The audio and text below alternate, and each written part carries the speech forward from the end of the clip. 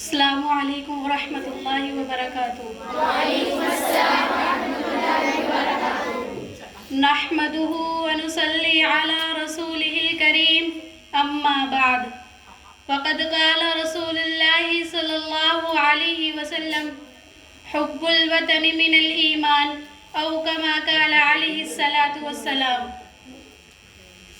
میری پیاری بہنوں، ہندوستان قومی یکجہتی، گنگا جمنا اور تہذیب کا علم بردار ہے۔ یہ ایسا چمن ہے جہاں امن و آشتی اور اتحاد ملی کے بے شمار پھول کھلتے ہیں۔ یہاں کی فضا میں محبت اور یہاں کے ہر فرد میں آپسی الفت ہوتی ہے۔ یہ ایسا پلیٹ فارم ہے جہاں ہندو، مسلم، سکھ، عیسائی یکساں طور پر جمع ہوتے ہیں۔ گویا کہ ہندوستان آپسی اتحاد کا حسین سنگم ہے اور یہاں پر تمام مذاہب محترم ہیں۔ میری پیاری بہنوں، ہندوستان میں جہاں دیگر ادیان اور مذاہب کے لوگ قیام پذیر ہیں، وہیں پر ہندوستان مسلمان ریڑھ کی ہڈی کی حیثیت رکھتا ہے۔ یہ حقیقت ہے کہ ہندوستان کی تقدیر کو مسلمانوں نے اپنے خون و جگر سے سنوارا ہے اور ہر ہندوستانی کو سر اٹھا کر جینے کا حق مسلمانوں نے دلایا ہے۔ اس چمن کی آبیاری مسلمانوں نے کی ہے، اسے سونے کی چڑیا مسلمانوں نے بنایا ہے۔ میری پیاری بہنوں، اور مسلمان ہر وقت اپنے وطن عزیز کی محبت میں ڈوب کر سب سے پہلے سینہ سپر ہو کر ہندوستان پر قبضہ کرنے والوں کے ناپاک عزائم کا قلمقامہ کیا ہے اور انگریزوں کو اس ملک سے مار بھگایا ہے۔ میری پیاری بہنوں، اور انگریزوں سے علم بغاوت بلند کر کے، اپنی جوان بیویوں کو بیوہ کر کے، اپنے بچوں کو یتیم کر کے، اپنی گردنوں کو سولیوں پر لٹکا کر، اپنے خون کو پانی کی طرح بہا کر، ہر آنے والی باطل طاقت سے مسلم علماء عوام نے مقابلہ کیا ہے اور ان کے ناپاک منصوبوں کی دھجیوں کو اڑا ڈالا اور یہ بات کہہ ڈالی کہ جب تک ہندوستان میں مسلمان موجود رہے گا، اس ملک کو غیروں کے حوالے نہیں کیا جا سکتا، کیونکہ یہ ملک ہمیں اپنی جان سے بھی زیادہ پیارا ہے۔ ہم اپنی جان تو دے سکتے ہیں لیکن اس ملک کو نہیں دے سکتے، اور ہندوستان کو مسلمانوں نے اپنے خون سے نکھارا ہے۔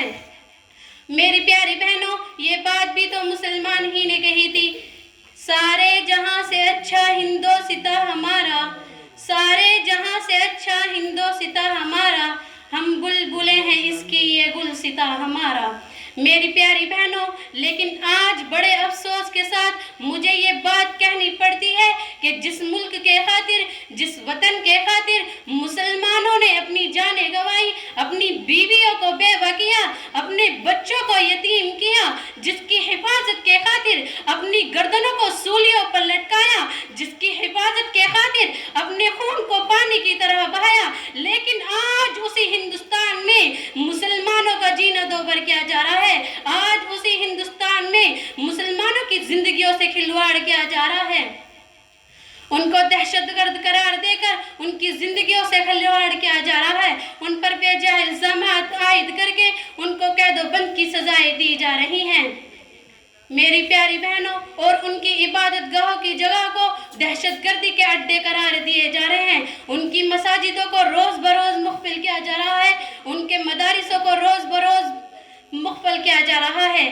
کسی نے کیا ہی خوب کہا ہے، کٹتے رہے بستی میں ہم رہبروں کی، کٹتے رہے بستی میں ہم رہبروں کی، آنکھوں میں سلاخیں ہیں ہم دیداروں کی، لوٹی گئی عزت تو ہمارے ہی گھروں کی، لوٹی گئی عزت تو ہمارے ہی گھروں کی، کاٹی گئی فصلیں تو ہمارے ہی سروں کی۔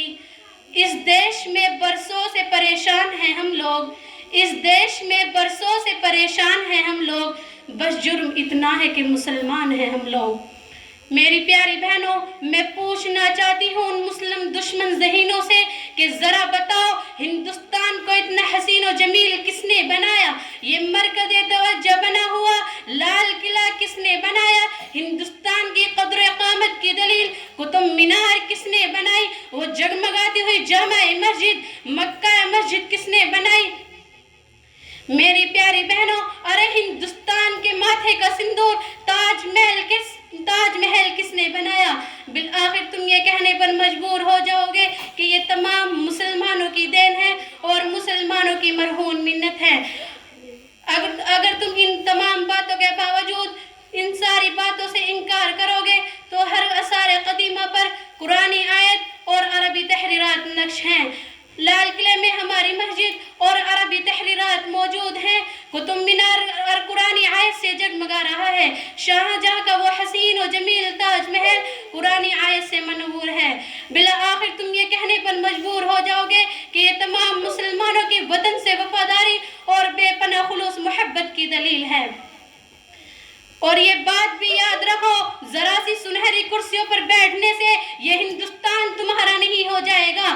ووٹوں کی بھیک سے حاصل ہوئے اقتدار کے ذریعے تم شہنشاہ ہند نہیں بن جاؤ گے۔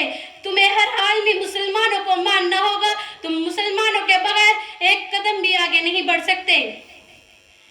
اس پر کلیم عاجزی نے کیا ہی خوب کہا ہے، اب وہ انجمن اہل ستم کی ہے جلوائے گا، اب وہ انجمن اہل ستم کی ہے جلوائے گا، روشن جہاں چراغ وفا کر چکے ہیں ہم، کس کس جگہ سے بیاض وطن مٹاؤ گے، ہر جگہ مہر وفا کر چکے ہیں ہم۔ میری پیاری بہنوں، مگر آج بڑے افسوس کے ساتھ ہم مسلمانوں پر ہی ظلم کیا جا رہا ہے۔ ہر جگہ ہماری مساجد ہیں لیکن ان مساجدوں میں عبادت کرنے سے روکا جا رہا ہے۔ مسلمانوں نے سارے آثار قدیمہ بنا کر ہندوستان کو حسن و جمال کا نذرانہ پیش کیا اور وہیں پر نیاز خم کرنے اور خالق دو جہاں کا شکر ادا کرنے کے لیے مساجدیں بنوائی، لیکن آج ان مساجدوں کو بند کر کر انوکھے مندر بنائے جا رہے ہیں۔ اللہ کے بجائے غیر اللہ کی پرستش کو فروغ دیا جا رہا ہے اور ساتھ ہی ساتھ یہ الزام لگایا جا رہا ہے کہ مسلمان وفادار نہیں۔ ذرا آپ ہی انصاف سے بتلائیں کہ وفاداری کی اس سے بڑی اور کیا دلیل ہو سکتی ہے کہ ایک اگر ہندوستانی مسلمان مرتا بھی ہے تو اسی وطن کی 2 گز زمین میں دفن ہوتا ہے۔ اب زمیں کا بدن نہ چھوڑیں گے، اب زمیں کا بدن نہ چھوڑیں گے، یعنی ہرگز کفن نہ چھوڑیں گے۔ میری پیاری بہنوں، اگر تمہاری ساری طاقتیں مل کر بھی مسلمانوں کا کچھ بگاڑنا چاہیں تو مسلمانوں کا کچھ بال باقا نہیں کر سکتی، کیونکہ مسلمانوں کے پاس ایک ایسا ہتھیار ہے جو تمام ہتھیاروں پر زیر ہے۔ یہ بات بھی یاد رکھو کہ تمہاری فریاد صرف اور صرف کرسی اور فرش تک ہی محدود ہے، لیکن مسلمان کی فریاد عرش تک محدود ہے۔ لہذا اپنا خیال درست کرو اور مسلم دشمنی سے باز آ جاؤ۔ اے مسلمانوں، میں تم سے بھی کہنا چاہتی ہوں کہ ایک اللہ کی محبت اور اسی پر کامل توکل رکھو اور اللہ کی مرضیات کے آگے جھک جاؤ۔ اللہ تعالیٰ عمل کی توفیق عطا فرمائے، آمین۔ وآخر دعوانا ان الحمد للہ رب العالمین۔